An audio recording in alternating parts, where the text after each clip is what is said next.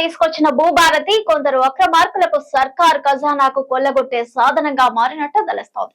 Website లోని లాగులను ఆసరా చేసుకుని కొందరు కొద్ది నెలలుగా రాష్ట్ర వ్యాప్తంగా గుట్టచప్పుడు కాకుండా డిజిటల్ ఫ్రాడ్స్ కు పాల్పడుతూ కోట్లు దోచుకుంటున్నట్టు సమాచారం.